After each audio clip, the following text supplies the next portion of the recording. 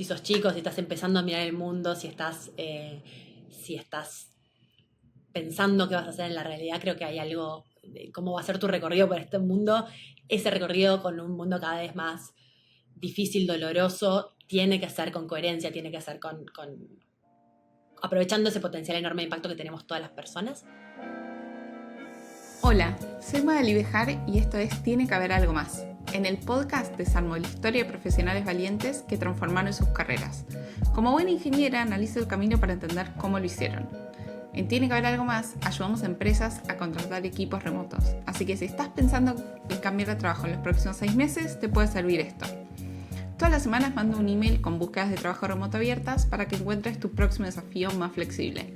Son búsquedas de distintas áreas, tanto en español como en inglés, así que puedes recibir el próximo o dejarme tu CV anotándote en el enlace en la descripción de este episodio. Estamos escuchando a María Merola. Ella es directora ejecutiva de Ayoka, Argentina, Uruguay y Paraguay. Ella es de Uruguay y estudió Relaciones Internacionales, Políticas Públicas y Gerenciamiento del Desarrollo tanto en Argentina como en Estados Unidos. A sus 20 años fue parte de la creación de la Asociación Civil Mujeres 2000, que promueve el desarrollo local de barrios de bajos recursos en el Gran Buenos Aires.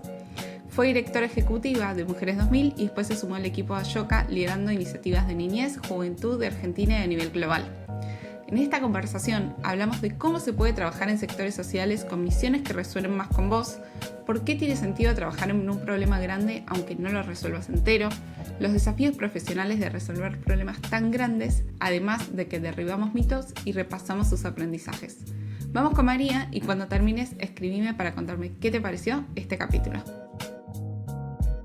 Hola María, bienvenida, Tiene que haber algo más, gracias por venir a conversar conmigo. Muchas gracias, Magali, es un placer, súper contenta de estar acá hoy. Vamos a empezar con algo, vamos de afuera hacia adentro porque este tema va a ser largo y complejo. Quiero que me digas si pudieses derribar 1 o hasta 3 mitos, porque te doy la opción, sobre qué son los emprendimientos sociales, ¿qué me dirías? Está buenísima la pregunta. A ver, el primer mito, que siempre como que yo me encuentro desmitificándolo en mesas de tíos, familiares y gente bastante cercana todavía, es que la gente que emprende socialmente no vive de eso, no recibe plata. Es algo que hace con su tiempo libre, o que lo puede hacer asociado a eso, que lo puede hacer solo la gente que tiene otro medio para vivir. Muchas veces yo le expliqué a la gente que trabajo en una ONG y también cobro un sueldo o tengo un ingreso, y me parece que hay algo muy importante ahí para seguir desmitificando. ¿Qué más? ¿Otro mito? ¿Querés? Si se te ocurre, pues esta ya es súper polémica, así que ya te puedo empezar a tirar de acá, pero si se te ocurre otro, te doy la oportunidad. Que es solo chiquito. Que es algo que en el mejor de los casos beneficia a un grupo de personas chico.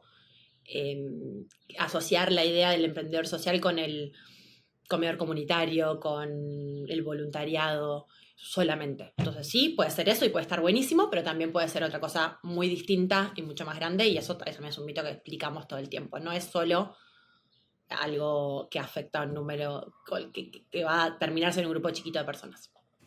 Bien, vamos con esta de la plata porque me encanta.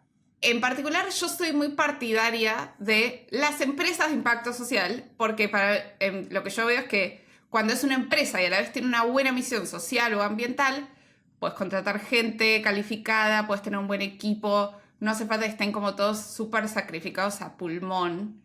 Entonces, a mí me gusta eso. ¿Por qué nos pasa esto de que parecería que van en lugares distintos, ayudar socialmente y ganar plata por ello? Me parece que el porqué es bastante entendible. Podemos ser amables con por qué pensamos así. La historia, en la vida de la filantropía, tendemos a pensar que el mundo del trabajo y el mundo de lo que nos hace bien hacer y nos hace sentir bien están como separados, escindidos, son cosas que hacemos en tiempos distintos de nuestro día. Quizás es un poco, yo tiendo a pensar que es un poco culpa del mundo del trabajo, que no tuvo la oportunidad de ser piolas y acercarse y y apropiarse también de la idea del impacto y de cambiar el mundo y de mejorarlo.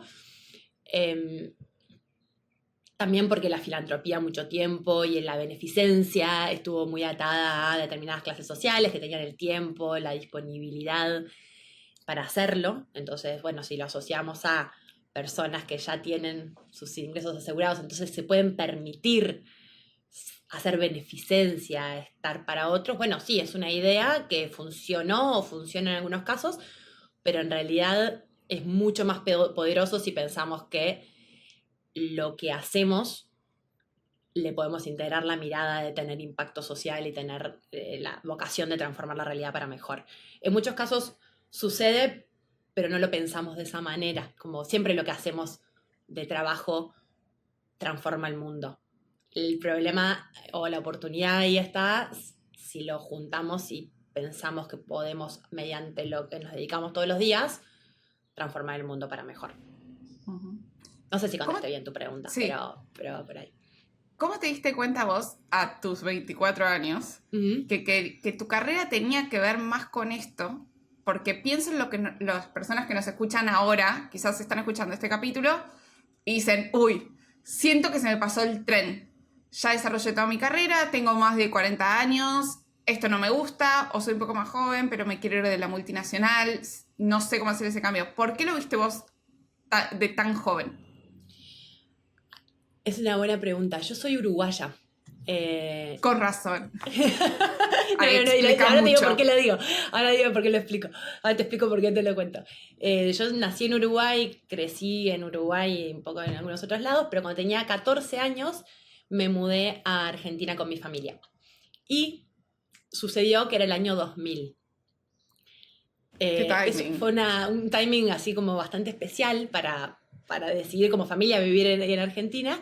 Y yo tenía 14 años y mi adolescencia me agarró en un contexto que para mí era nuevo, con una realidad social bastante desafiante. La crisis del 2001 en Argentina fue muy fuerte, hubo muchísima crisis social que se veía, se palpaba. Yo tenía 14, 15 años, se veía mucho en la calle. Y a mí me despertó, para donde se me jugó fue que yo quiero ser, como miembro nuevo de este contexto social, quiero ser parte de la solución, quiero salir a hacer, quiero involucrarme en los que ayudan, los que hacen, los que... Y yo siempre ahí lo veía desde un lado más de voluntaria o de persona preocupada por su entorno. Hice 1000 cosas de adolescente relacionadas más con noches solidarias, repartir alimentos, voluntariarme en distintas cosas, etc. Pero creo que te empiezo a explicar desde ahí porque creo que tuve la oportunidad de crecer ya con este bichito de pasa algo a mi alrededor y me importa, muy instalado. Y creo que es eso. No, en ningún momento creo que la crisis social de 2001 fue una oportunidad, pero sí a mí me permitió verlo desde un lugar de donde, bueno, se pueden hacer cosas y yo tengo una responsabilidad y puedo cambiar algo si me pongo en acción y no miro para otro lado. Y cuando decidí que quería estudiar, me preocupaba un poco esto de saber cómo funcionan las sociedades, qué pasa. Me fui a estudiar ciencias políticas y relaciones internacionales, pero siempre con esta inquietud de entender cómo funciona el mundo. Y entonces algo que pasó mi segundo mes de facultad fue que pasó un grupo diciendo que hacían microcréditos, que era algo que no se conocía mucho. Básicamente la idea de prestar dinero en baja cantidad a personas, en este caso mujeres, que tienen emprendimientos, y me pareció muy coherente, me pareció qué bueno poder tratar de acompañar a emprendedoras de la economía social, a personas que viven en barrios vulnerables, que puedan iniciar un microemprendimiento. Y ahí vi una oportunidad de ser voluntaria. Me sumé a este grupo, se llamaba Mujeres 2000, que creció y fue muy parte de mi crecimiento como mi formación. Tuve la suerte de toda la universidad estar haciendo un poco de eso mientras hacía otras cosas. Y un día terminé la facultad, tuve un par de trabajos, estaba trabajando en una empresa que me gustaba, lo que hacía tenía que ver con lo que había estudiado, viajaba mucho, hacía encuestas de investigación de mercado, diseño, trabajaba con gente que me caía bárbaro y tenía siempre 2 emails abiertos. Tenía el email del trabajo y el email de mi voluntariado. Y la verdad que cuando me caía un mail del trabajo era un bajón y cuando me caía un mail de voluntariado me ponía contenta. Y cuando tenía algo que hacer de lo que yo hacía, me acuerdo hoy, tipo, mi pantalla de computadora estaba dividida en 2 y tenía el Gmail y el mail más corporativo sucediendo al mismo tiempo. Y yo me daba cuenta, me acuerdo de la sensación en el cuerpo cuando dije, che, hay algo que me produce placer y algo que me estaba agobiando. Y un poco me empecé a preguntar a mí misma qué pasaba y cómo iba a sostener yo más tiempo de decir, hago algo para vivir y hago otra cosa porque me gusta, que me parece que tiene que ver con la primera pregunta que vos hacías, ¿no? Como este paradigma de, de lo que me gusta no siempre está asociado al trabajo. Y como era relativamente chica, me permití cuestionármelo y decir, y como también sabía de la cocina, de lo que me gustaba, porque lo había creado yo con mis amigos, con mis compañeros de voluntariado, y habíamos armado esta organización que funcionaba y funcionaba bien y estaba creciendo, estaba necesitando más recurso humano más dedicado, nos permitimos decir, me permití a mí misma decir, che, ¿y si vivo de esto? ¿Y si hago de esto una carrera? ¿Y si me dedico de verdad a esto? Y creo que para mí también en ese momento, no es que no sabía que se podía hacer, claramente sabía que se podía hacer porque por eso me lo imaginé, pero no era necesariamente lo que yo había pensado que iba a ser, pero es donde me fue llevando la práctica, como que yo veía mi día a día y mi día a día se trataba de cosas que me daban ganas y cosas que no me daban tantas ganas, y las que me daban ganas estaban asociadas con lo que yo hacía en Mujeres 2000, y ahí dije tipo, bueno, basta, como por lo menos me puedo dar un tiempito de pensarlo y tratar de ver si es por acá. Es espectacular la madurez para ver todo esto a los 14 y a los 24. No, eso no es muy normal, así que, oyente, no te desalientes porque a nadie le pasa esto, que le pasó a ella. Pero, ¿cómo me describirías un poco tu día a día o qué hace una directora ejecutiva de una organización social como es Ashoka? Está buenísimo. Yo creo que, por ir contestando a lo que decías antes, a nadie le pasa, digo, a poca gente quizás le pasa tan chica, pero también creo que lo que importante de eso es el momento de tratar de tener un momento de coherencia con uno mismo, y eso creo que nos puede pasar en cualquier edad y está buenísimo el momento que pase, como tener un poquito de la claridad y decir, che, ¿puedo permitirme ser un poco más coherente y alineada y no sentir que estoy tironeándome yo a mí misma para lugares que no tienen mucho que ver entre sí? Eso creo que con distintos niveles de riesgo o cubriendo los riesgos de distintos lugares siempre se puede hacer un poco. Capaz que no tan a fondo como decir, bueno, cambio ya a lo que me dedico, que bueno, por suerte yo lo pude hacer porque tenía una oportunidad de trabajar en esto en ese momento. Pero digo, el momento de, che, paro un poco y alineo un poco más, creo que lo sigo haciendo yo en otros aspectos de mi vida después. O sea, me dejó una enseñanza de poder seguir haciéndolo. Como directora de Mujeres de Ashoka, perdón, en mi día a día como directora de Ashoka hago un montón de cosas. Yo hoy dirijo una organización de la sociedad civil que se dedica a lo que yo hice cuando era chica, que es a promover que más personas puedan emprender con propósito, que más personas se vean como agentes de cambio, como emprendedores de impacto. Que lo incorporemos a nuestra día a día, hagamos lo que hagamos, y algunos de ellos se dedican a esto y se llaman emprendedores sociales. Entonces, lo que hago en mi día a día es, mucho tiempo lo invierto en acompañar y mentorear a un equipo de trabajo, y trabajo con 13 personas en Ashoka Cono Sur y con otro equipo más a nivel global que lidero. Entonces, mucho de mi tiempo es parecido al de director de cualquier otra cosa, que significa liderar un equipo, establecer, servir de guía y establecer los parámetros de estratégicos y acompañar a un equipo de trabajo, pero siempre con el norte muy puesto en en hacer lo que hace Ashoka, en el negocio de Ashoka, que es impulsar un mundo donde las personas se vean a sí mismas como agentes de cambio y donde haya cada vez más emprendedores sociales, ¿no? Con impacto social y ambiental. Entonces también hago mucho de hablar de esto con otras personas, de conversar con aliados, de conversar con individuos que creen en lo que hacemos y nos acompañan.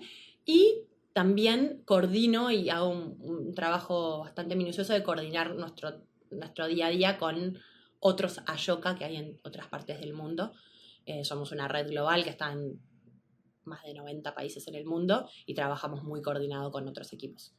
De hecho, hay muchos de nuestros programas que son más internacionales.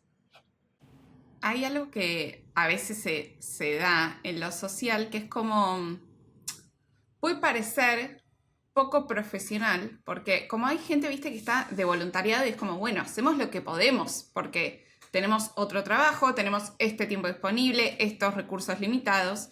Entonces, quiero que aprovechemos esta oportunidad para la persona que está pensando como, yo ya compré, lo que dijo hasta acá, ya compré, me gustaría tener un trabajo más alineado con esto.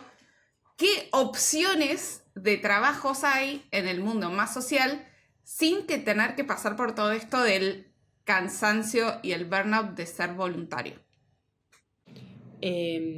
La verdad es que por suerte cada vez más. A mí me pasó un poco esto de cuando decidí dedicarme a esto. Yo siempre fui muy muy estudiosa, muy fanática de lo que hago, de hacerlo bien y hacerlo a fondo y tratar de formarme y de tener oportunidades y hacer las cosas como aprovechar a fondo las oportunidades que uno tiene. Entonces también me dediqué mis primeros años de Mujeres 2000 en decir, bueno, ¿dónde hay espacios de formación para que uno pueda aprender a hacer estas cosas bien? Y me parece que ahí descubrí un campo que de vuelta está buenísimo hacer desde donde uno le nace y sabe, pero para generar cambios profundos en la realidad hay que formarse y hay que hacerlo de la manera más profesional posible. Y por suerte hay muchísimo, hay desde oportunidades de estudiar y de formarse y de hacer, y hay mucho campo laboral que después aprovecha y como aprovecha estas oportunidades y estos skills o habilidades que las personas tienen. Entonces, hay un campo muy creciente en Argentina, pero también en otros países de América Latina y también en el mundo, de organizaciones de impacto. Algunas son empresas de impacto, otras son organizaciones de la sociedad civil, fundaciones, ONGs, asociaciones civiles. Es todo un mundo que se pueden llamar de distintas maneras, non-profits, se dicen en inglés, pero que cada vez más requiere personas con un convencimiento muy profundo de lo que quieren hacer y para qué, y también con conocimientos cada vez más específicos sobre lo que hacen con sus tareas. Entonces, alguien que es un profesional del mundo del marketing muy bueno tiene un campo enorme en las organizaciones de impacto para trabajar. Y cada vez más somos, creo que también una generación, o tengo muchos colegas, amigos que impulsamos mucho esto de el cambio de trabajar en el sector más tradicional o en el sector de impacto, tiene que ser, yo puedo trabajar un tiempo con impacto y puedo trabajar un tiempo en en una empresa y puedo moverme con más agilidad entre estos dos campos, porque también tiene que ver con la profesionalización de la sociedad civil y con tratar de tener siempre mejores instituciones, empresas y organizaciones sociales. Entonces, sí, hay un montón de organizaciones.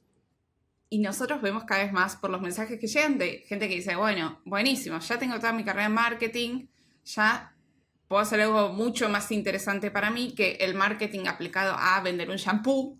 Entonces mejor hago algo que le sirva a alguien un poco más como pensando a largo plazo. Eso lo vemos un montón de veces. ¿Y puedo agregar algo ahí? Que me parece que otra oportunidad enorme es emprender. Como a veces hay organizaciones que requieren esas habilidades específicas, sí, recontra. Y como hay que saber buscarlas y también entender que lo que uno sabe es muy valioso, porque las organizaciones en realidad quieren cambiar el mismo mundo en el cual vos trabajabas cuando trabajabas vendiendo shampoo. Digo, como es esa misma realidad en la que quieren intervenir. Entonces, el entender la realidad es lo que más las organizaciones más necesitan desde otros lugares, porque si no, claramente el mundo, dice un emprendedor amigo, digo, como no estamos cambiando al ritmo que el mundo necesita. Entonces, para realmente que la realidad, crear un mundo mejor, necesitamos los mejores vendiendo shampoo también. Entonces, eso por un lado. Pero por otro lado, hay una oportunidad enorme de crear lo que queremos. Digo, si ese mundo no lo estoy encontrando, no estoy encontrando a nadie que esté abordando el problema que a mí me importa de la manera que yo creo que hay que abordarlo, ahí se recontra puede emprender y transformar la realidad. Y yo estoy rodeada de gente que lo hace y que se transformó por algo que le pasó en su vida y dijo, che, yo me voy a dedicar a hacer esto, y vive de eso, trabaja en eso, lidera en equipo, formaron organizaciones, formaron empresas, y eso está buenísimo también y es súper posible a la edad que uno decida hacerlo. No. Total. Lo que tienes que cuanto más grande te volvés, mayor costo de oportunidad tenés y más difícil es cambiar. Porque tenés más cosas en juego, quizás tenés una familia, tenés un estatus, tenés un estilo de vida. Entonces, creo, o sea, tu caso de cambiar, de joven tenés mucho menos para perder que cuando esto decís, voy a hacer toda mi carrera y al final voy a dedicarme a hacer otra cosa. No sé si vas a poder en ese momento. Sí, capaz que el dedicarse implica un cambio como más suave porque no podés soltar del todo lo anterior, pero yo creo que sí, que he visto gente que lo hace y, y que de vuelta como, depende mucho de los casos, pero las habilidades que adquiriste en el mundo del trabajo le sirve un montón al mundo del propósito. Entonces, tenemos que como acercar esos mundos y desmitificar que es un mundo totalmente distinto. Para nada, son organizaciones que necesitan líderes de recursos humanos, necesitan contadores, necesitan...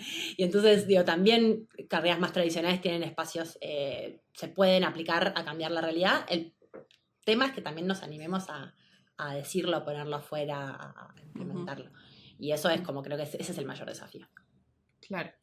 Viste que nos vendieron, está un poco en el ideal, que un día te despertás con una idea y ¡pum! Éxito. Tipo, es la idea, la sé, funciona y todo glorioso, ¿no?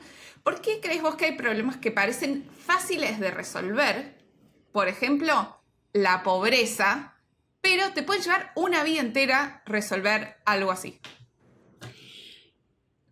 Porque justamente los emprendedores exitosos se pasan el 90% de tu tiempo entendiendo el problema. Ahí hablamos de los emprendedores, no los emprendedores necesariamente de impacto, pero digo, el conocer a fondo el problema y bien es lo que te permite, y desde ángulos distintos, improbables, etcétera, es lo que te permite innovar y generar una idea que tiene potencial de cambio sistémico. En la red de Ashoka hay 5 fellows Ashoka, o sea, emprendedores sociales de alto impacto que nosotros seleccionamos y acompañamos, que ganaron el Premio Nobel de la Paz porque lograron transformar Tranquilos, los en torno a un elegidos. problema.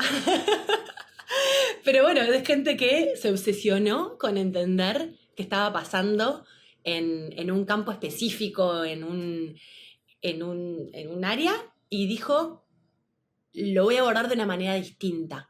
Entonces creo que, claro que no es no por ser un problema social es fácil, al revés, es más difícil. Es más fácil abordar a veces un problema de negocios que abordar un problema social porque tiene como muchísimas más aristas. Eso, la pobreza en el mundo. Bueno, hay generaciones y generaciones de especialistas intentando entenderlo y comprenderlo, pero cuando vos diseccionás ese problema y lo empezás a bajar y lo empezás a entender más y a limitar, ahí empiezan las oportunidades de innovación y de emprendimiento. Y también, a veces, o te diría la mayoría de las veces, implica emprender en este campo, implica tener una lectura del todo y decir, bueno, acá es un punto, hablamos mucho de puntos de acupuntura, ¿no? Como puntos específicos, acá se puede intervenir, no, este actor y este actor nadie los unió, o nadie les ofreció algo por lo cual pueden colaborar, y si colaboraran pasaría hasta otra cosa. Y creo que esos son los emprendimientos más... no quiero abusar de la palabra exitosos, pero digo que tienen mayor impacto, ¿no? Que logran realmente transformar la realidad. Por eso también muchos fracasan, pero porque muchas veces se tiene que ver con una falta de estudio y de lectura ambiciosa y creativa de las problemáticas. ¿Me das un ejemplo de algo así? Un problema que parece fácil, lo empiezan a abordar, tiene 1500 ramificaciones y encuentran algo chiquitito que se puede resolver. Sí. A ver, hay un emprendedor que me encanta, que se llama Kailash Satyarthi, que ganó el Premio Nobel de la Paz por el 2006-2007, es indio. Y él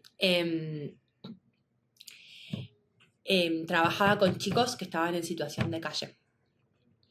Y empezó a ver en la India, ¿no? Enorme, el problema inmenso, inabordable, muy, muy grande, y él tenía refugios y trabajaba con chicos acompañándolos. Y empezó a ver que muchos de estos chicos estaban empleados por empresas informales y trabajaban en el sector de manufactura, digo, cosían cosas.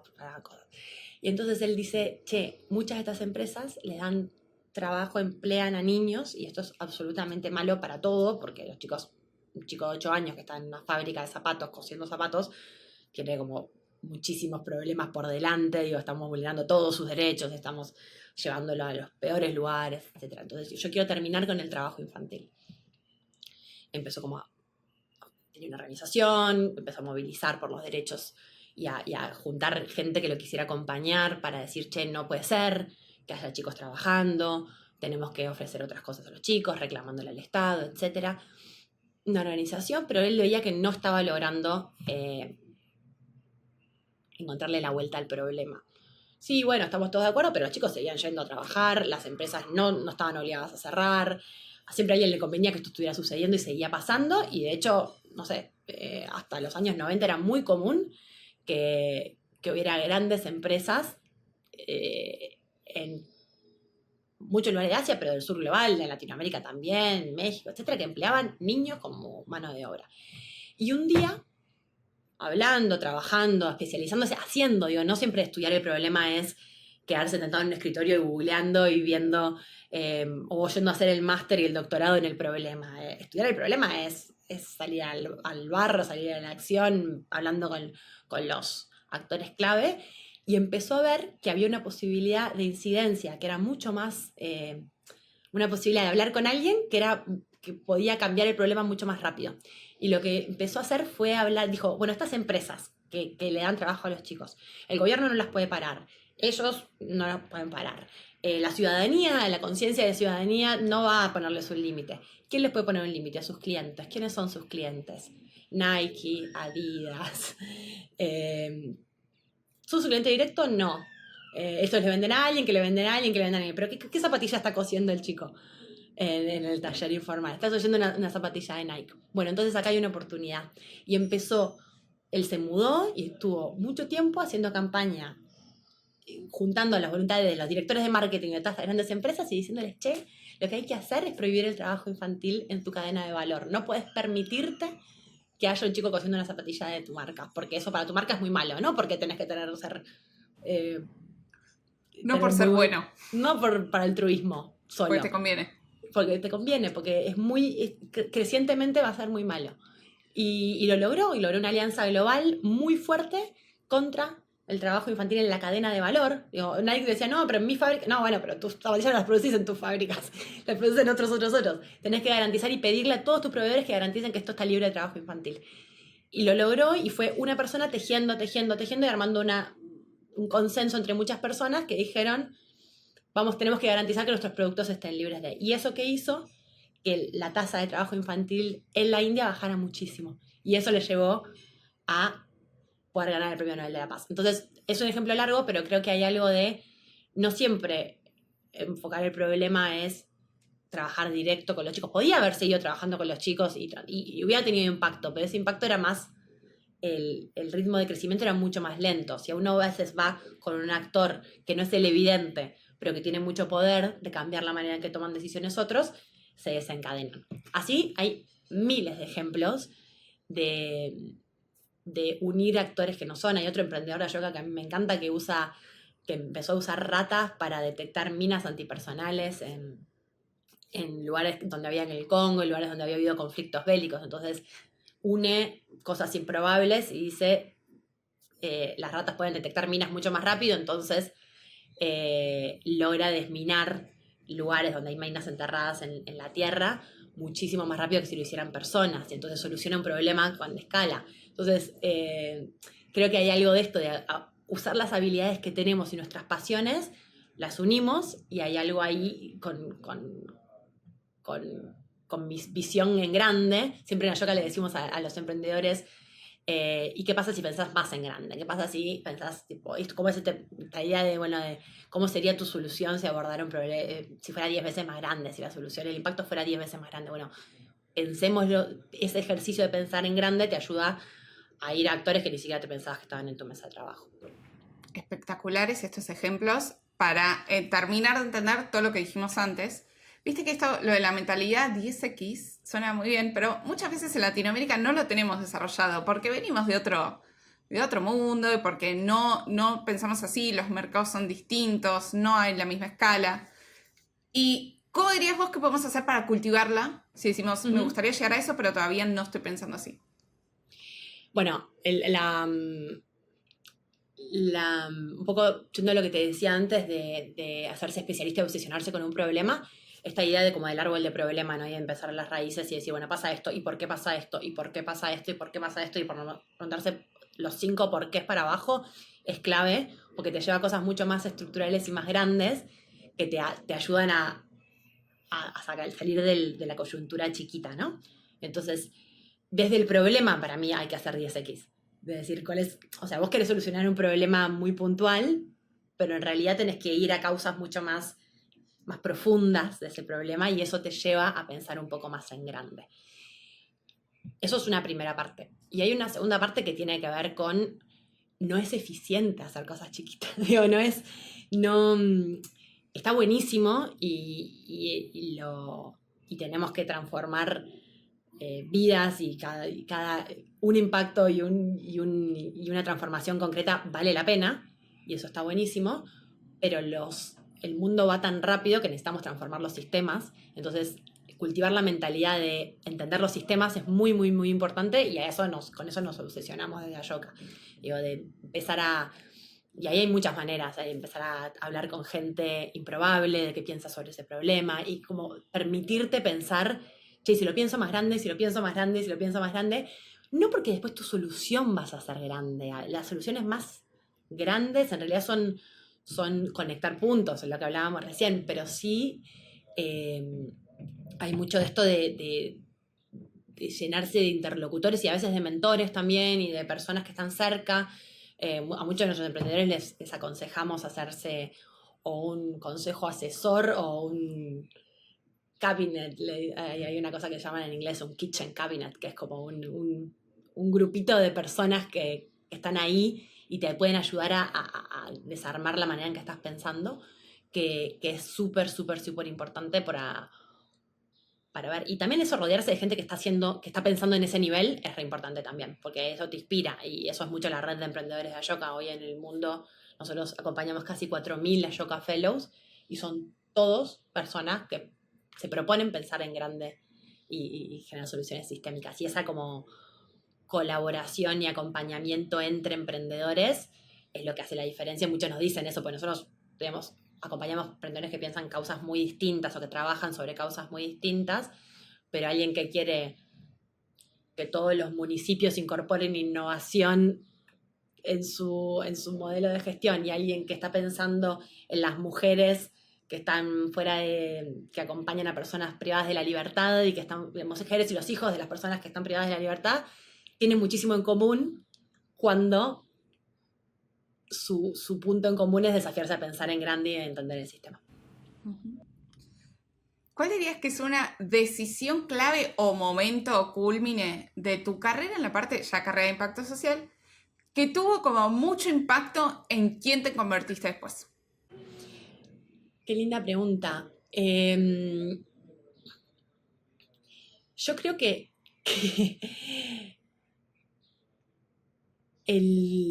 lo que a mí más me llena y me encanta, y siempre que estoy como medio perdida me siento y hablo con un emprendedor social. Hay algo como de bajar y entender los desafíos, las oportunidades y donde hay como mucho impacto real. Creo que conocer a algunos de estos emprendedores a mí me cambió mucho la manera de realmente pensar el mundo como un lienzo de oportunidades a ser transformados. Sin dudas, el día que decidí decir, bueno, me siento coherencia y darme el espacio para pensar cómo unir mis fases, pero también el día que conocí a Ashoka, que eso pasó después. Yo al principio me dediqué a formar una organización, a emprender, a entender, y un día empecé a pensar de vuelta con este llamado de la coherencia ya más vivo, empecé a pensar, che, yo estoy logrando acompañar a personas a que generen transformaciones, muchas mujeres están generando emprendimientos, creamos otros programas de desarrollo local bien en territorio, pero siento que el problema es tanto más grande que no estoy pudiendo abarcarlo y no sé si me siento del todo cómoda con conseguir haciendo el 1 a 1, sabiendo que el problema grande sigue creciendo a una tasa más rápida. Hay muchas más personas que se van a vivir a barrios vulnerables que las que yo puedo acompañar desde un programa de microcréditos. Hay muchas más mujeres que están quedando sin trabajo que las que mi organización va a poder acompañar para que generen emprendimientos productivos. Y en ese momento conocí a Yoka y me voló la cabeza, porque fue esa invitación a decir, emprender también es mirar la foto grande y ponerme en acción ahí. Que es un grado de complejidad un poco más grande quizás a veces, de decir, bueno, el emprendimiento no solo puede atender la necesidad directa, sino puede transformar sistemas, puede transformar la manera en que funcionan las cosas. Y ahí en Ayoka, alguien me explicó esta idea de los niveles de impacto, que está buenísimo. Existe el impacto directo y es muy importante, pero también existe la posibilidad de escalar el impacto directo o hacer lo que se llama impacto sistémico, ¿no?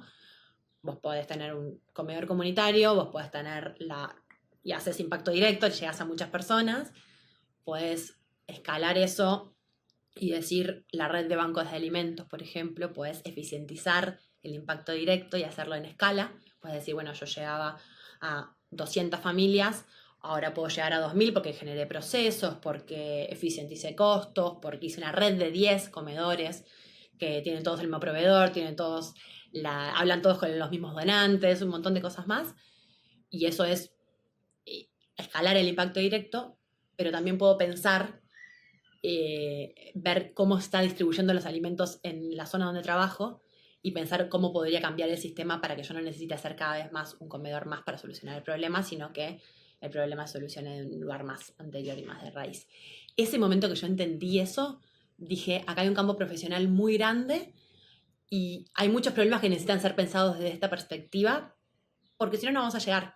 No porque es mejor o peor, es porque lo otro tiene que seguir existiendo y hay necesidades muy urgentes que hay que atenderlas con impacto directo, pero me interesa mucho trabajar con los que se permiten pensar un poquito más allá y ver problemas que no estaban, que no estábamos viendo. Todo el tiempo yo conozco problemáticas sociales que no sabía que existían y eso es hermoso y es desesperante, porque decís, los problemas siguen naciendo y al mismo tiempo gente que usa sus habilidades, tenga 25 o tenga 50 años, para decir, che, las uno cosas que no estaban vistas y propongo y me pongo a emprender para hacer que el sistema cambie, que el sistema funcione mejor.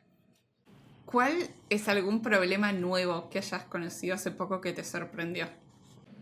Hay uno que me lo explicó, me lo presentó Andrea Casamento, que es una emprendedora social espectacular, argentina. Andrea, una mujer de clase media, tiene una charla TED muy linda, que después te la puedo pasar.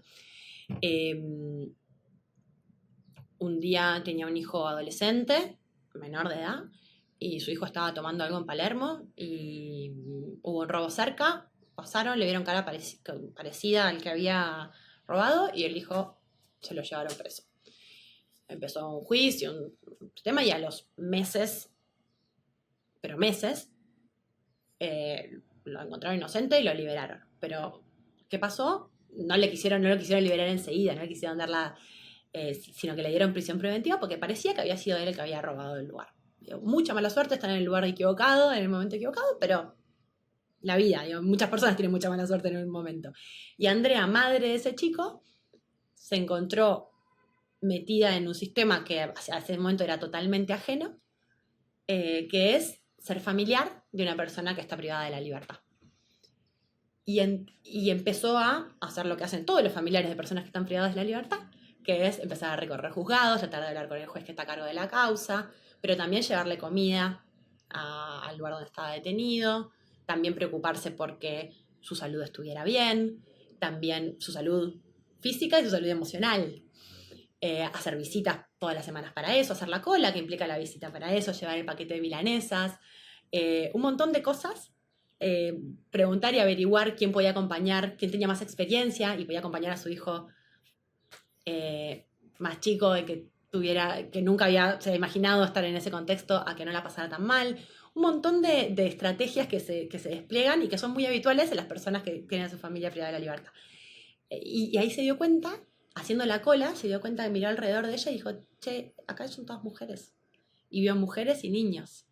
¿Qué pasa con la vida de estas personas que por algo que ellas no decidieron y no hicieron, de repente tienen que pasar a ser primero el ingreso de su casa, que en algunos casos lo eran y en otros casos no lo eran, tienen que salir a laburar, tienen que hacerse cargo de la persona que está dentro, que está presa, y un montón, y los hijos que no decidieron eso, pero están ahí, y hay un actor social que no lo vemos, que no es lo que, cuando pensamos en personas presas, pensamos en las personas que hicieron un delito y están presas, y no pensamos en los que están alrededor, en las familias que están alrededor, y en general eso está muy feminizado, porque las personas presas son casi todas varones, hay mucho más porcentaje de varones que de mujeres, y hay muchas más mujeres que quedan como familiares y hijos.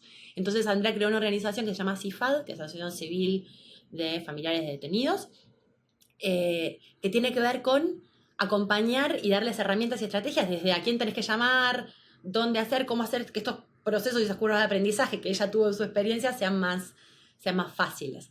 Entonces, y un montón de cosas que sucedieron a partir de eso, de empezar a que las políticas públicas tomen este sujeto, etc.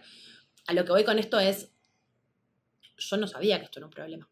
Quizás porque yo no soy experta en el tema, por supuesto, pero digo, y ella tampoco sabía que esto era un problema, pero le pasó en su vida y dijo, che, acá hay algo, hay una problemática muy importante y que se pueden hacer un montón de cosas para que este problema sea un poco mejor. Si lo solucionó, no sé si lo solucionó de raíz, si yo agarré a Andrea, no sé si me va a decir lo solucioné, pero sí hoy el Estado lo ve, hay programas que atienden esto, hay organizaciones y hay una red de pares, hay información, hay formas, hay más listados de qué hay que hacer. Y eso es importantísimo y cambia la experiencia de los que están en ese problema. Y como esos miles, la otra vez me enteré también de emprendedores que están haciendo cosas que uno dice, esto era un tema, no sé, personas, me llevo con los ejemplos de personas presas, pero personas que cometen delitos por temas de salud mental. Hay personas que tienen problemática de salud mental y eso los lleva a cometer delitos. No sé, nadie está diciendo si está bien o está mal, es una población muy específica y no pensamos eso cuando pensamos en personas que cometieron delitos. Y claramente necesitan otro abordaje, no es lo mismo una persona que delinque que una persona que delinque porque tiene un problema de salud mental que la llevó. Entonces, justo se me fue con dos ejemplos de ese lado, pero porque se me ocurrió, pero también hay, no sé, las mujeres, la poca presencia de mujeres en el mundo de la tecnología no era un problema hace 40 años porque había muchas mujeres en el mundo de la tecnología, entre otras cosas.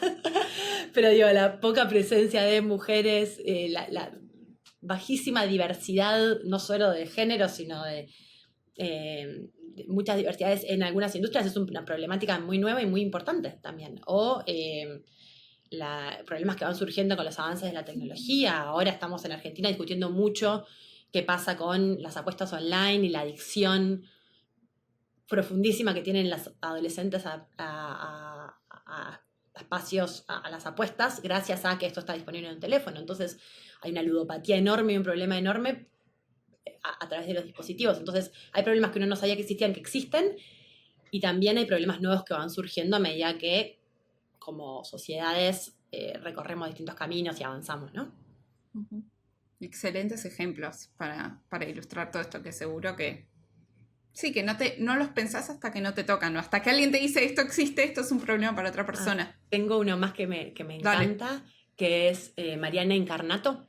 Ella es fundadora de Doncel. Mariana es psicóloga y trabaja con chicos que estaban en instituciones, en hogares, tipo que el Estado le dice a sus familias no están más capacitados para cuidar a estos chicos y se los lleva a hogares.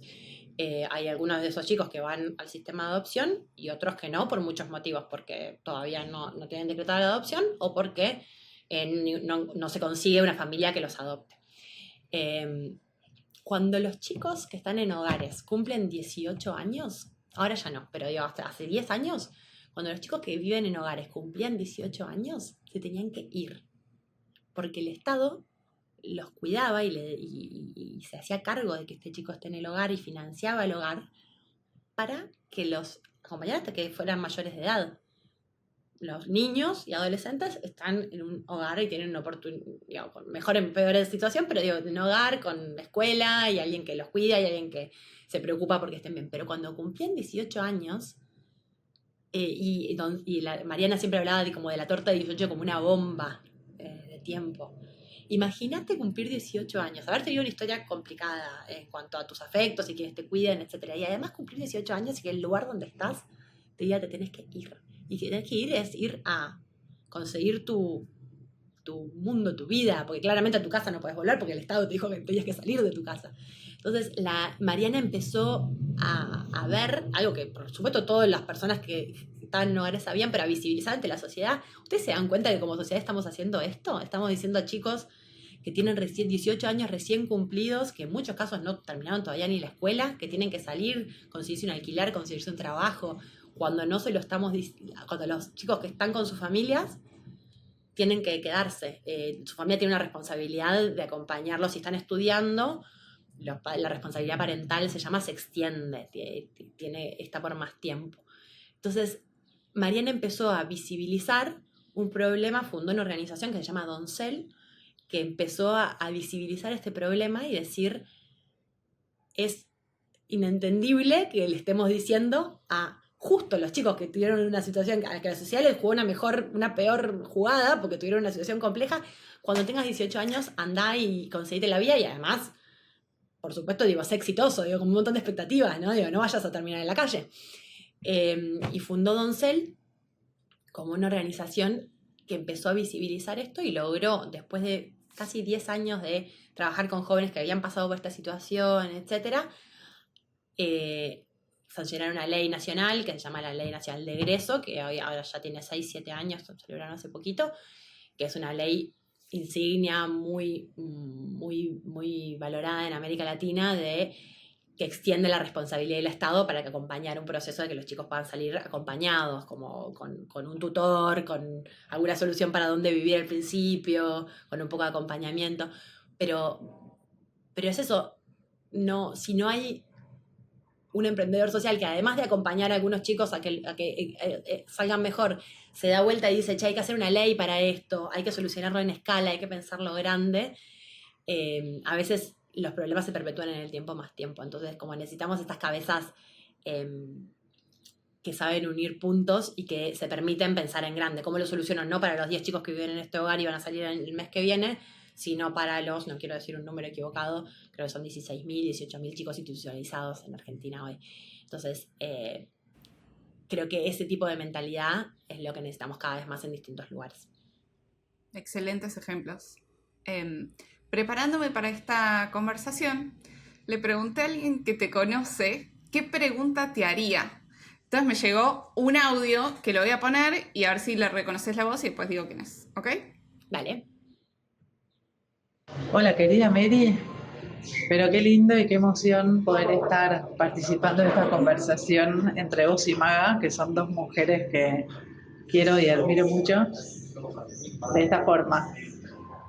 Algo que me encantaría preguntarte, para saber yo, pero sobre todo creo que le puede interesar mucho a las personas que están escuchando el podcast, es cómo integrás vos tus dimensiones de ser una mamá de 2 niños, tener un compañero de vida, un trabajo que te implica liderar muchísimo un equipo y al mismo tiempo que a vos te atraviesa con un propósito muy profundo, que te implica viajar, no solo por América Latina, sino al exterior. Entonces creo que es interesante, me encantaría saber cómo te integras en todas esas dimensiones. ¿Se escucha bien? Sí, súper bien. Muy querida Pau Cardenau.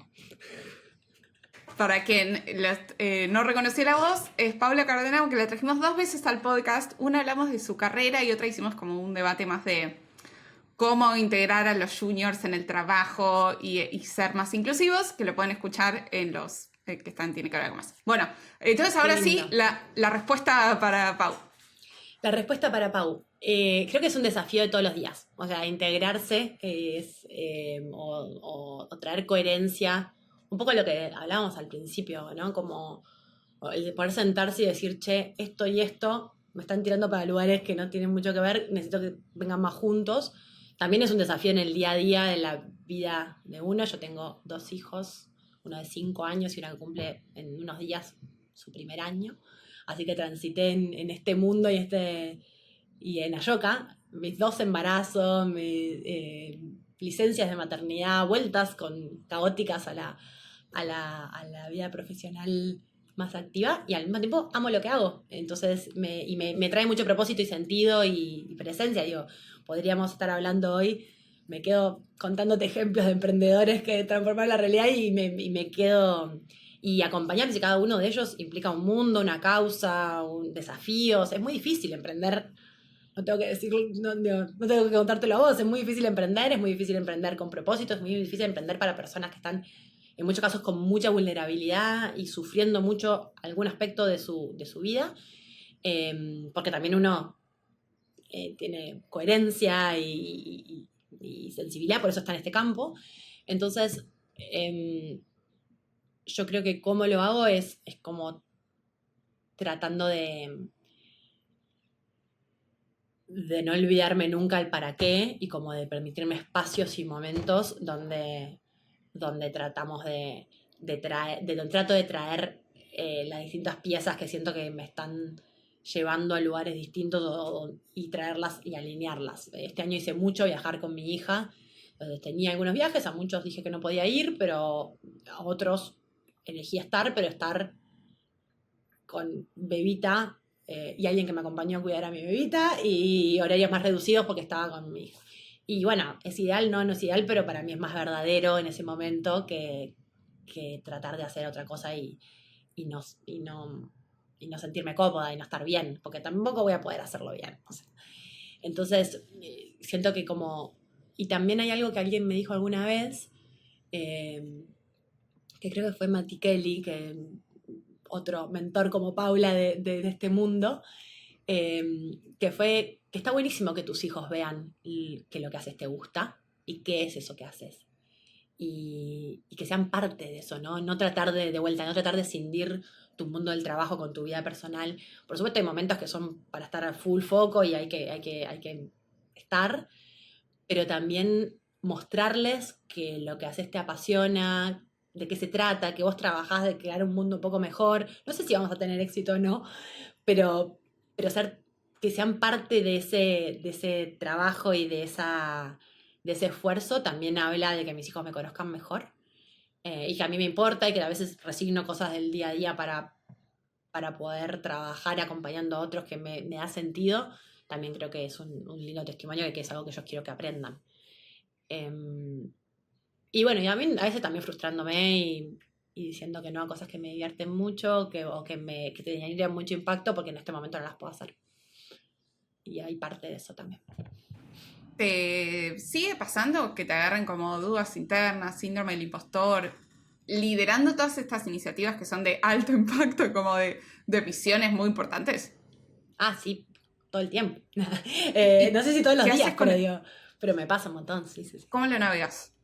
Lo navego teniendo gente que admiro cerca, a un WhatsApp, a un audio de distancia como Pau Cardenó, y siendo como lo más honesta posible.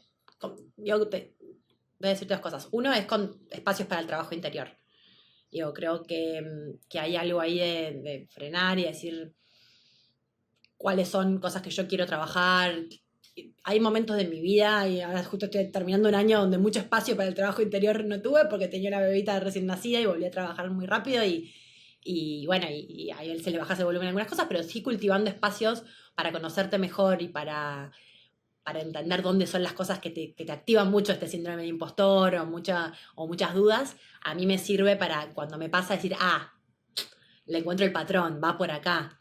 No quiere decir que no sea real y que me deje de afectar, pero por lo menos como tener una lectura un poco más completa de eso que está pasando. Y después lo otro es rodeándome de gente que admiro. En muchos casos para mí me resuena mucho mujeres de repente un poco más, con un poco más de experiencia profesional que yo, que se dan, que tuvieron dificultades o que pasaron por lugares parecidos, y también de compañeras de trabajo. Tengo un equipo de trabajo espectacular de mujeres muy poderosas que en muchos casos saben mucho más que yo. Muchas ya fueron directoras o líderes de sus propias organizaciones y hoy trabajamos en Ayoka en un espacio de liderazgo muy compartido. Gente que de repente tiene recorridos que me interesan, trato de estar cerca, de preguntarles, y cuando me agarra el che, no sé si va a poder con esto, volver a entender primero de por qué es eso, y para eso tengo que haber estado mirándolo y después tratar de encontrar gente a la que le pueda hacer buenas preguntas. Y que esa gente esté no solo afuera, sino también dentro de tu equipo de trabajo, para mí fue un gran, gran aprendizaje. ¿Qué otros aprendizajes se te ocurren que sean contraintuitivos sobre cómo generar impacto social?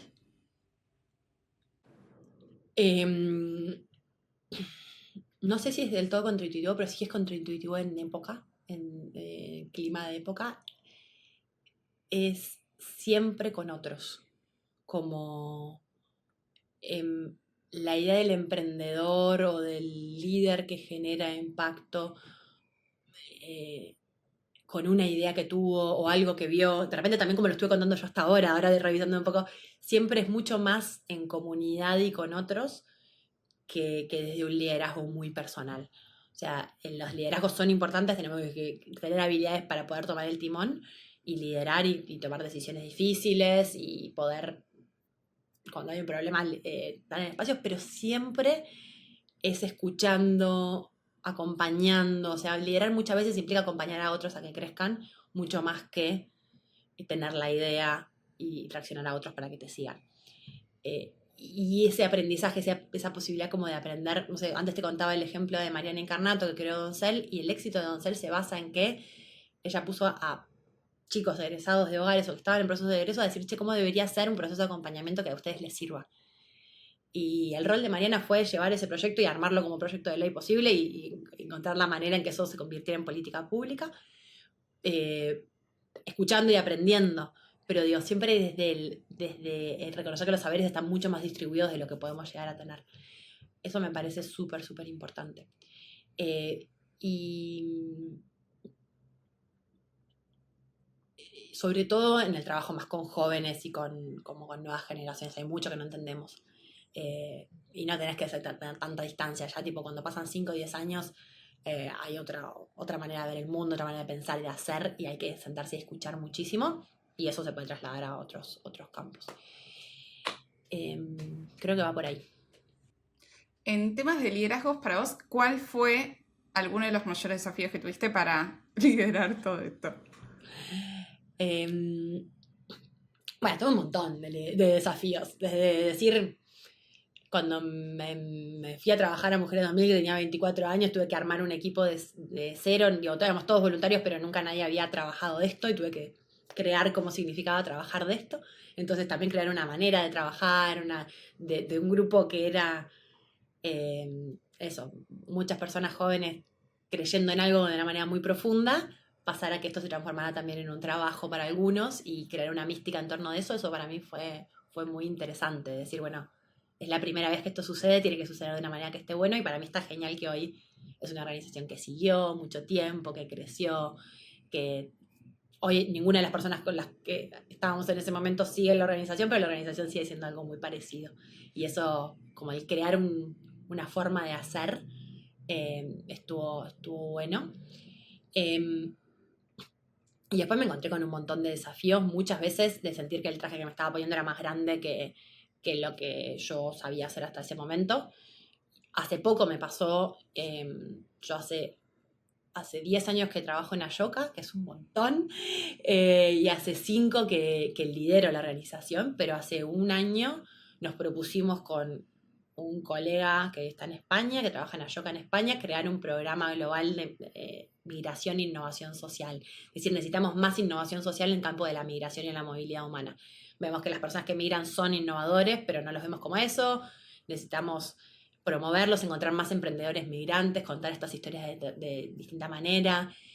Y ahí nos lanzamos a crear un programa global, y yo era algo que no había hecho nunca, porque mi zona de confort está mucho más en América Latina, está mucho más en Argentina, Uruguay y Paraguay, donde conozco a los emprendedores, conozco al ecosistema más de impacto, pero me encontré pitcheando cosas a una fundación basada en Suecia y diciendo tipo, qué es lo que yo, dónde está mi... Y creo que también hay algo de esto de elegir hacer cosas que sean relevantes para grupos más grandes de personas, pero basados en América Latina, que es riquísimo y que para mí es un desafío, pero que creo que hay que sostenerlo y que hay que empujarlo. Y te dije uno inicial y uno final, pero entre medio miles de desafíos de decir, yo podré liderar a estas personas, contratar personas con mucha más experiencia y más seniority que yo, y porque sabía que era lo que necesitábamos y desafiarme a hacerlo y a poder trabajar en conjunto, problemas de financiamiento, problemas de equipos. Creo que cuando asumí la dirección de Ashoka, de repente había muy poca plata y además hubo una crisis muy grande económica y yo tuve que ponerme a pensar cómo se hacía, pero bueno, crisis económica en Argentina hubo muchas y probablemente vaya a seguir habiendo en el futuro, esperemos que no tantas, pero digo, los problemas externos uno no los maneja del todo y poder decir, bueno, yo voy a poder con esto y a poquito, ¿no? Ir comiendo como el monstruo de a cucharaditas y tomárselo con la mayor calma posible siempre me ayudó. Ya mencionaste algunos temas que son básicamente como trabajo infinito, que nunca va a estar del todo resuelto. ¿Qué te ayuda a vos a no caer en quemarte y terminar en un burnout? Yo me llevo muy mal con las rutinas. Eso es bueno y es malo. O sea, es bueno porque me ayuda a emprender y me impulsa a repensar las cosas todo el tiempo. Y al mismo tiempo, a veces los procesos nos ayudan, ¿no? Como nos ayudan a ordenarnos y a... entonces, pero sí, creo que me ayuda a no caer en un burnout, no sentir que estoy siempre en la máquina y haciendo lo mismo, sino tener un trabajo y una forma de estar en ese trabajo que implica reinventarme. Digo, en mis años en Ashoka hice todos los años cosas distintas, trabajé con gente distinta, salí a promover, me mudé, volví, me moví mucho. Entonces creo que el tener siempre algo que me emociona, como un desafío creativo por delante, me hace priorizar ese desafío creativo y no agobiarme con cosas que puede ser... A mí el agobio me suma mucho por tratar de sentir que estoy haciendo siempre lo mismo y que tiene como... que de repente no estoy logrando tener tanta transformación. Entonces me pongo desafíos muy distintos y voy atrás de eso. Y al mismo tiempo después también amigarnos con la propia finitud y que no tengo que hacer todo yo, no tengo que... Quizás hay muchos momentos con mi equipo de trabajo que es, che, yo puedo hasta acá, en este momento. Creo que tener hijos a mí me ayudó mucho a eso. Porque hay cosas que vos a veces, quienes como muy apasionados por algo, decís, voy a dar el 150% mío, pero cuando tenés a alguien al lado que depende de que vos te cuides un poco más y regules, a mí me ayudó a regular el contexto más familiar me ayuda como también a bajar y a decir, bueno, no puedo estar dando tanto todo el tiempo. Digo, seguramente a otras personas les ayude otras cosas, pero sí el poner anclas en el entorno de hasta acá. Como hay límites en lo que porque después sabemos que esos procesos se desencadenan, pero creo que me ayuda mucho también mirar alrededor y decir, otros necesitan que yo haga otras cosas aparte de solucionar a fondo esto. Y también tiene mucho valor en sí mismo intentar resolver un problema muy grande, aunque solo hagas como una partecita y aportes un granito de arena y que no logres resolver 100%. Eso tiene mucho sentido en sí mismo. Estamos obsesionados con la... Hay algo que llamamos la atribución, ¿no? Como vale la pena trabajar en un problema grande y aportar un poquito, lo que vos decías recién, aportar un pasito, una vueltita. Solucionar la pobreza del mundo no lo va a solucionar nadie de esta generación, pero podemos encontrar muchas maneras de que la pobreza, y de hecho se encontraron muchas maneras, hay la problemática de la pobreza, la gente que vive con menos de $1 por día hoy y hace 20 años, hoy es menos, porque muchas personas encontraron pequeños hacks, pequeñas soluciones, pequeñas cosas que funcionan mejor. Y muchas veces estamos obsesionados con decir, esto es mi idea y lo implementé y tengo que garantizarle a todos los que están alrededor que el 100% de este impacto se debe a lo mío. Y no es así. Esto hablaba cuando hablaba con otros, ¿no? Entonces, como amigarnos con contribuir algo hay una emprendedora buenísima de Argentina que es una genia, que ella, su mayor innovación cuando le preguntás es, logré cambiar 3 palabras de 3 leyes clave que trabajan en mi problema. Y le preguntás a los legisladores y van a decir que los diputados que pusieron van a decir que es su cambio, pero en realidad estuve atrás convenciéndolo de que lo hicieran y eso. Entonces, ¿por qué necesitamos decir esto es mi proyecto, este es mi impacto? A veces es a través de otros, es consiguiendo meternos en una estructura y que la estructura funcione un poquito distinta. Entonces, eso también nos lleva un poco de paz de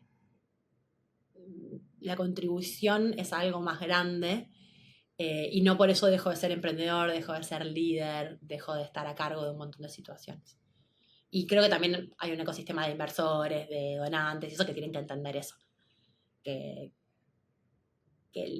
A lo que se contribuye es a mejorar un sistema, no necesariamente a hacer algo totalmente nuevo, totalmente afuera del sistema distinto. Bueno. Te dije un montón de cosas, perdón. ¿Se te ocurre algún, voy a poner entre comillas, fracaso que haya resultado ser como un poco una bendición disfrazada? Que te dejó una lección valiosa que en el momento parecía terrible, ¿no? No vamos a subestimarlo, pero que viéndolo en retrospectiva es como, bueno, esto que estuvo malísimo en ese momento se transformó en algo mucho más grande. Sí. No lo dudo. A ver.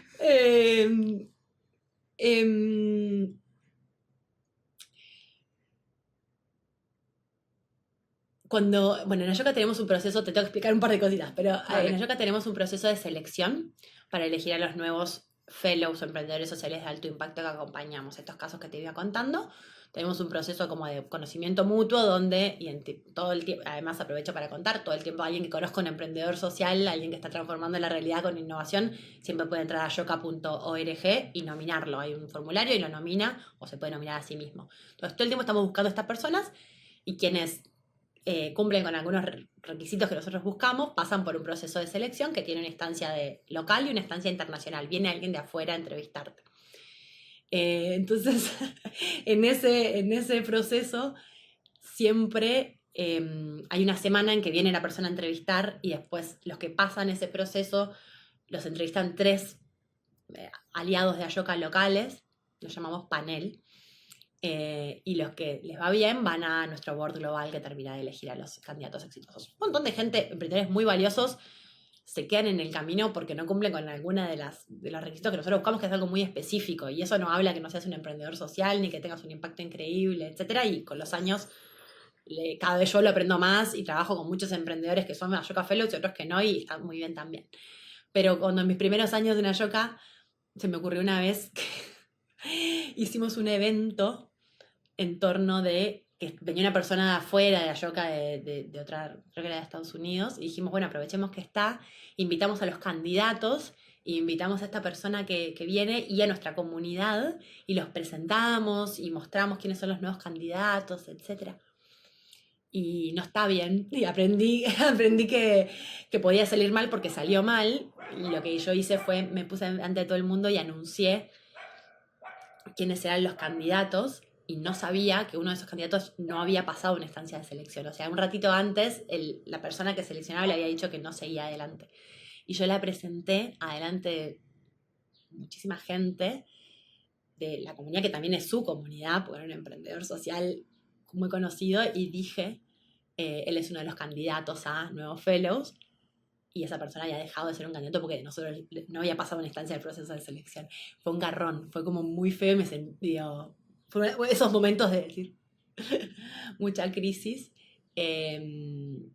Aprendí que no hay que hacer más estos eventos así. Nunca más hicimos un evento presentando candidatos, solo contamos los nuevos Ayoka Fellows una vez que ya fueron elegidos y que ya son parte. Pero pasaron muchísimas cosas buenas a partir de eso. Uno es que creamos un programa específico porque dijimos, no puede ser que hay tanto valor en todos los emprendedores que conocemos como parte de este proceso. Entonces creamos una comunidad que se llama Comunidad de Transformadores, que está dirigida a todos los emprendedores sociales de Argentina, Uruguay y Paraguay. Hoy tiene mucha más gente muy interesante y dirigimos el impacto de Ayoka también a estos grupos, que hay mucho conocimiento que podemos compartir, y también ese es un espacio que está abierto y cualquier persona puede participar. Cualquier persona que esté emprendiendo con impacto puede participar. Eso por un lado, y por otro empezamos a hacer eventos encuentros en torno de los nuevos emprendedores sociales mucho más grandes, pero al final del proceso, cuando ya están elegidos. Entonces, justo lo hicimos la semana pasada, que presentamos a las nuevas Ashoka Fellows que elegimos este año ante toda nuestra comunidad. Entonces, vamos aprendiendo en el camino, a veces con un poco de... podría haber sido, es un dolor un poco innecesario, que fue parte de mi entusiasmo de decir, che, queremos presentar a los candidatos, queremos mostrar quiénes son, ya que viene alguien de afuera. Bueno, no. Bien, ¿qué habilidades dirías que hoy están subestimadas, pero van a ser esenciales para el futuro? Un montón. Como la empatía, la capacidad de entender de verdad a otros, como de ponernos en situaciones muy distintas. Cada vez trabajamos o estamos más cerca de otros, pero no sé si los entendemos o uniformizamos todos en el mismo lugar. Entonces el entender, no desde un lugar idílico, sí, también desde un lugar idílico, pero también práctico. Necesitamos de verdad tener esa flexibilidad mental para entender situaciones muy distintas a las propias.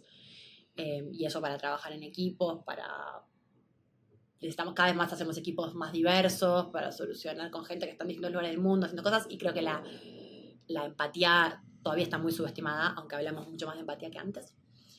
Y como esta idea a mí me obsesiona un poco esto de como de poder liderar a veces, pero otras veces seguir, como esta capacidad de ser un buen coequiper, de ser un buen segundo, o segundo, tercero, de un buen miembro de equipo, y la idea de que cuando empezás a liderar, después siempre tenés que tener, una vez que fuiste número uno de un equipo, tenés que ser el número uno de un equipo más grande. Y para nada, me parece que vamos a aprender mucho más a valorar la capacidad de colaborar y de ser miembros de equipos, y liderar desde esos lugares. Creo que va por ahí. Buenísimo. Si pudieses hacer que en la escuela todos nos tuviésemos que hacer una pregunta obligatoria que hoy no está en la currícula, ¿no? Cuando somos adolescentes, ¿qué pregunta pondrías?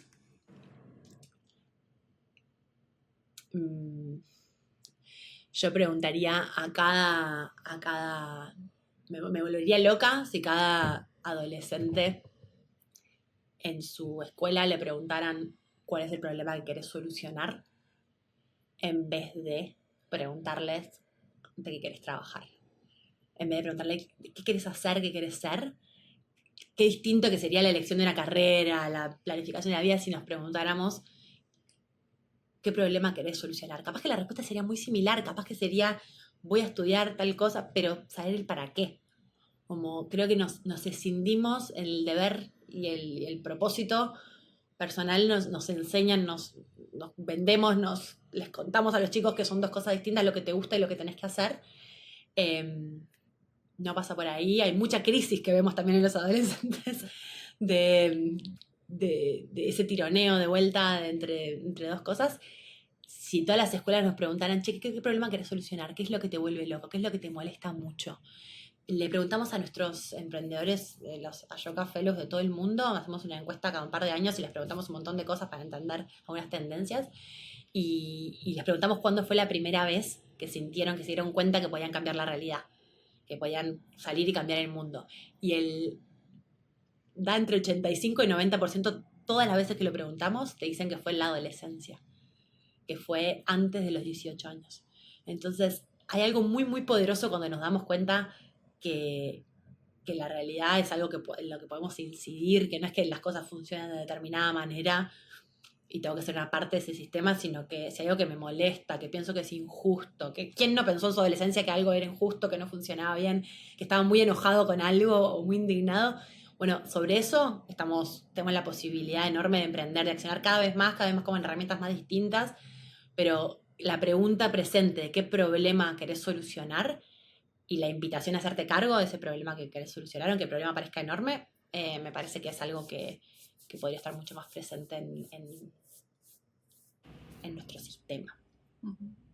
Sobre todo teniendo en cuenta que cuando elegimos hay trabajos que todavía no fueron inventados, que cuando terminamos de estudiar sí van a existir, pero no sabíamos. Entonces tenemos que, estos cambios que se dan cada vez más rápido por tecnología, AI y un montón de otras tendencias, no podemos elegir solo con la información que tenemos hoy, porque cuando salgamos de esos estudios va a ser otra realidad de mercado donde nosotros vamos a tener que trabajar.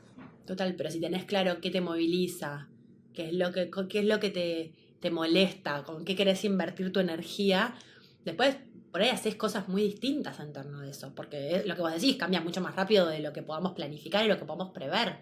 Yo no sé si quienes hoy escriben, trabajan de crear buenos prompts de inteligencia artificial, pensaban que iban a hacer eso hace 10 años.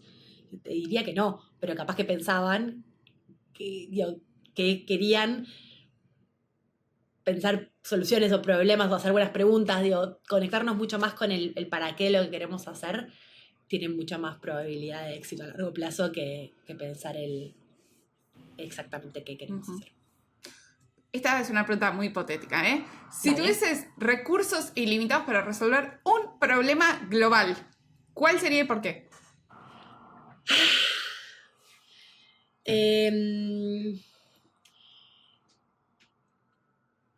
Te diría que estoy un poco atravesada por el momento de hoy.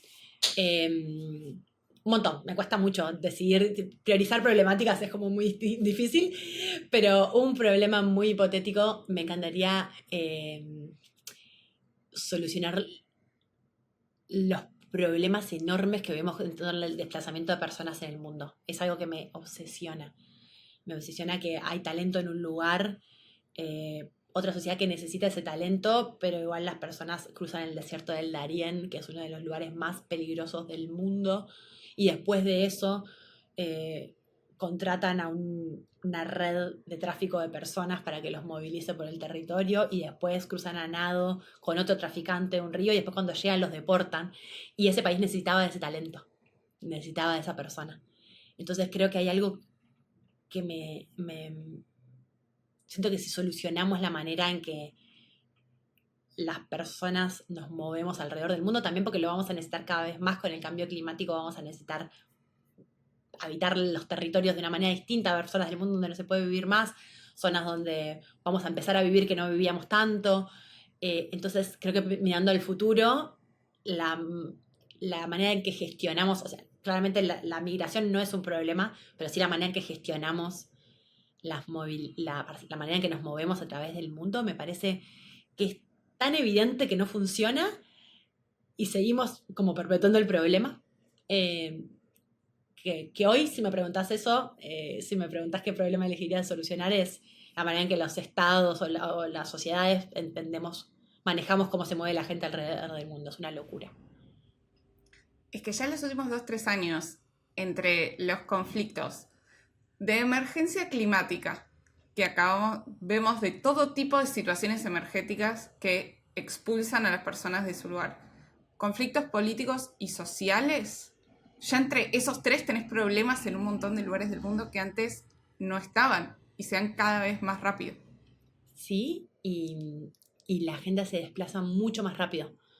Lo vimos con la crisis de Ucrania, se salieron 7 millones de personas en un mes más o menos, pero Venezuela, en América Latina, no tan rápido, pero hubo espasmos muy grandes. Entonces, las personas se mueven muy rápido, con la emergencia climática pasa lo mismo y con sucesos que empiezan a suceder. Las personas siempre nos movimos alrededor del mundo, pero ahora nos movemos cuando hay un evento, un hito, algo, muchos y muy rápido, y va a seguir sucediendo eso. Pero no estamos preparados como sociedades para acompañarlo y para aprovechar las enormes oportunidades que eso genera. Para cualquier proceso de innovación necesitamos tener gente que piensa distinto, con experiencias distintas, con recorridos, saberes, que miran los problemas de otros ángulos, pero a esas personas que podrían aportar y que está probado, la mayoría de las empresas más exitosas fueron fundadas por migrantes de primera o segunda generación en Estados Unidos, pero también en Inglaterra, también en un montón de lugares que estudian estos ecosistemas, pero de alguna manera no aprovechamos ese talento, no lo miramos como una oportunidad, sino lo miramos como una amenaza. Y creo que habla mucho también de los de cómo somos los seres humanos y los miedos como más internos que tenemos, ¿no? Como alguien que es un poco distinto o que nada, que supone el distinto nos supone una amenaza en vez de una oportunidad de crecer y hacer algo que todavía no está hecho. Creo que la mentalidad emprendedora tiene mucho para sumar en este aspecto. ¿Y qué cambiarías para ayudar a resolver este problema? Cambiaría un montón de leyes, pero para llegar a cambiar leyes tenemos que cambiar la manera que piensan las sociedades. Digo, los gobiernos hacen cosas que responden a las demandas que tenemos las personas sobre las creencias que tenemos las personas sobre lo que debería suceder. Entonces yo cambiaría mucho. Creo que es un problema que tiene que tener nuevas políticas públicas, nuevas maneras de abordar, pero antes o al mismo tiempo de eso tiene que tener también como un reconocimiento de las sociedades del aporte o de la oportunidad que significa. Entonces creo que hay mucho para hacer desde el lado de las empresas, de quienes sí están viendo esto, porque en el plano del trabajo y del valor económico es muy tangible, muy simple. Excepto si decimos el 57% de las empresas de la lista, de cualquier lista de empresarios exitosos, hay un porcentaje muy alto siempre que son migrantes. Entonces, entenderlo desde el sector privado y dinamizar y animarse a darnos vuelta y decir esto es así y necesitamos, y la migración es algo positivo, y la movilidad es algo que nos va a enriquecer y nos va a hacer mejores, creo que ahí hay algo muy interesante para hacer. ¿Se te ocurre un libro, o si no, serie o película que te gustaría recomendar? Puede ser de cualquier tema. Hay un libro medio insignia que se llama Cómo cambiar el mundo, How to Change the World en inglés, pero está en inglés y en español, que es de David Bernstein, norteamericano, como fue el primero que entendió esta idea de la cabeza de los emprendedores sociales y empezó a sistematizar y a contar esas historias, y me encanta. Me encanta porque explica esto de la diversidad y la manera que no importa el problema, no importa el lugar, pero hay una manera de pensar la realidad que la podemos llevar a mi trabajo de 9 a 6 de la tarde en relación de dependencia que siento muy rutinario. Hay algo de esta manera de pensar la realidad y pensar qué puedo hacer con eso que se puede incorporar en distintos niveles.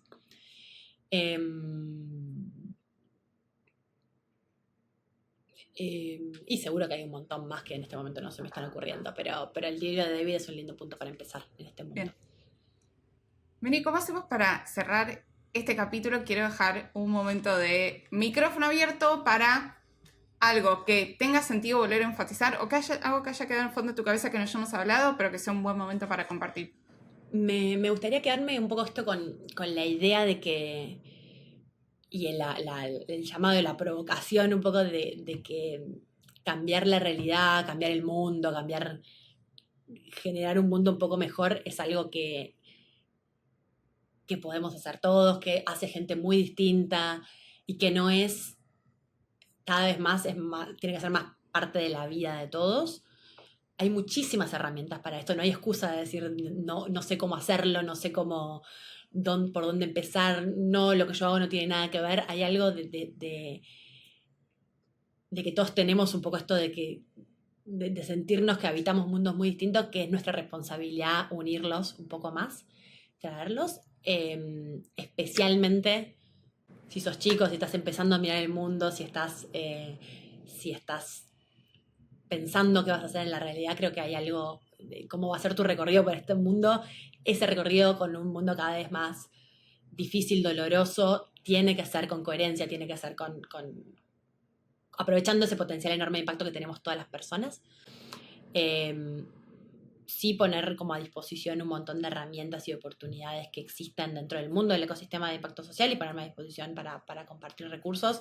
Dentro de Ayoka hay muchos, pero también dentro de un montón de otras organizaciones y movidas interesantes que están sucediendo. Y también invitarnos a amigarnos con ese agente de cambio, con ese transformador que tenemos todos, y sacarlo a la luz, ser más orgullosos de ese transformador. No es lo mejor que podemos hacer no hay manera que podamos tener una vida sustentable en este planeta si no empezamos a integrar más la capacidad de transformación para el bien común que tenemos todas las personas. Entonces un poco es esa invitación, y también a ponerme a disposición para que eso pase, que ese es el compromiso a través de la invitación. Espectacular. Gracias por venir, por compartir todo esto. Un placer tenerte acá. Muchísimas gracias, Maga. Re linda conversación. Gracias por escuchar este episodio. Nos ayudas un montón compartiendo este capítulo a alguien que le pueda servir. Acordate que todos los martes comparto oportunidades de trabajo remoto. Para recibir el correo, suscríbete entrando en tinequehaberalgo.com/búsqueda. Además, si querés te puedes sumar a la bolsa de talento de Tiene que haber algo más y dejarnos tu CV para que te avisemos sobre oportunidades laborales en empresas. Déjanos tu perfil en tinequehaberalgomás.com/CV. Nos vemos la semana que viene y escribime por redes sociales y contame qué te pareció el episodio.